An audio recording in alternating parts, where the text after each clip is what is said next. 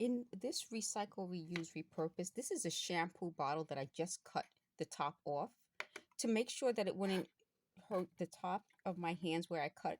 I just put a ribbon there, and then I put a little window because the bottle was already clear, so it looks frosted already, so that you can put a votive at the bottom so you see it lighting up down there. And then I put these artificial flowers in. These had flowers and I took them off. So all I have now are these like little bits of stems sticking out. Let me just pull this apart a little better. This plastic you can put actual water in here, but all I did was paint it and put, this is from a ribbon. You see how this ribbon has this trim? What I did was I cut the trim off and used it for the window, and then I painted it, or I painted it first and then I made the little window and then put the ribbon on top. So you can see what I mean. If it's not going to feel as sharp because I put the ribbon there.